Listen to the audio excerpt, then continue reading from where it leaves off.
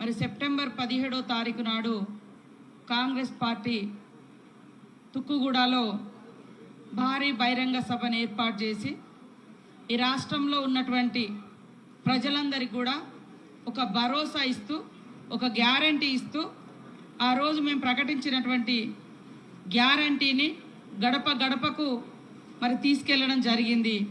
సోనియమ్మ గారు ఇచ్చినటువంటి ప్రతి గ్యారంటీని ఇందిరమ్మ పాలనలో ప్రజా పాలనలో అధికారంలోకి వచ్చిన మరుసటి రెండో రోజు నుంచే ఉచితంగా మహిళలకు బస్సు ప్రయాణం కానీ 10 లక్షల ఆరోగ్యశ్రీ కానీ అదేవిధంగా 200 యూనిట్ల కరెంటు కానీ 500కే గ్యాస్ సిలిండర్ కానీ ఇందిరమ్మ ఇండ్ల పథకం కానీ ఇట్లా ఒక్కొక్కటి ప్రజా సంక్షేమం కోసం ప్రజల యొక్క ఆర్థిక జీవనంలో మార్పు తీసుకురావడం కోసం ఆర్థికంగా ప్రజల్ని బలోపేతం చేయడం కోసం ఆ రోజు ఇచ్చినటువంటి ప్రతి గ్యారంటీని అమలు చేస్తూ సీఎం రేవంత్ రెడ్డి గారి నాయకత్వంలో ఉన్నటువంటి కాంగ్రెస్ ప్రభుత్వము ముందుకెళ్లడం జరుగుతూ ఉంది.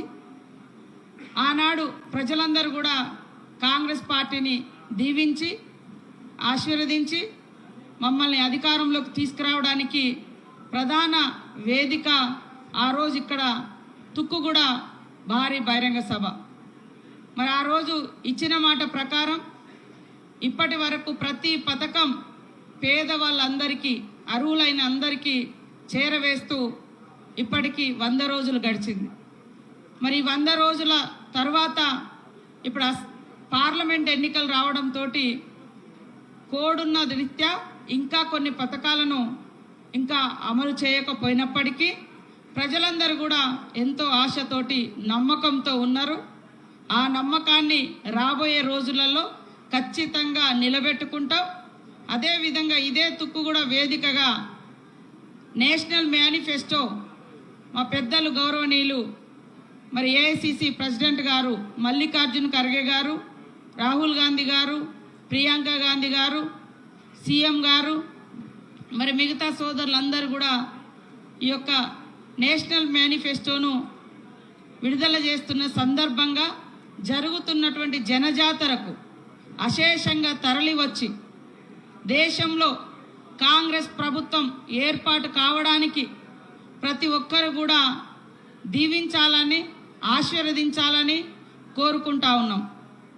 ఇవాళ కాంగ్రెస్ ప్రభుత్వం అధికారంలో ఉందంటే ప్రజల సంక్షేమం కోసం ఆలోచించే పార్టీ.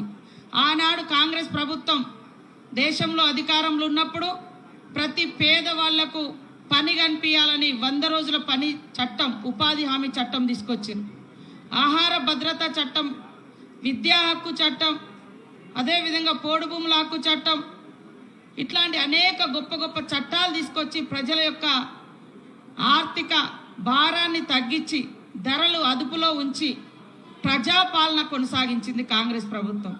కానీ గత 10 సంవత్సరాలుగా బీజేపీ కానీ బీఆర్ఎస్ కానీ ప్రజల మీద ఆర్థిక భారం మోపి వాళ్ళ భూములు గుంజుకొని వాళ్ళ జీవనాన్ని ఛిద్రం చేసి ఆనాటి ఇక్కడ బీఆర్ఎస్ ప్రభుత్వం భూములను కబ్జా చేస్తే మరి బీజేపీ ప్రభుత్వం కార్పొరేట్ కంపెనీలకు మొత్తం దేశాన్ని కట్టబెడుతున్నటువంటి పరిస్థితి చూస్తున్నారు. కాబట్టి రేపు మేము ప్రకటించేటువంటి నేషనల్ మేనిఫెస్టో ఏదైతే ఉందో దేశంలో ఉన్నటువంటి ప్రతి ఒక్కరికి ప్రతి ఒక్క పౌరునికి ఉపయోగపడే విధంగా రూపొందించబడ్డది.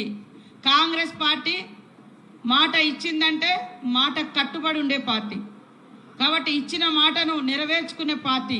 దానికోసం రేపు జరుగుతున్నటువంటి ఈ జనజాతరకు ప్రతి కుటుంబం, యువకులు, మహిళలు, రైతులు, కార్మికులు, కర్షకులు అశేషంగా తరలి వచ్చి ఈ మేనిఫెస్టో, ఈ గ్యారంటీ పథకాల మేనిఫెస్టో ప్రారంభోత్సవానికి ప్రతి ఒక్కరు కూడా తరలి రావాలని పేరు పేరున కోరుకుంటూ అందరికీ నమస్కారాలు, ధన్యవాదాలు.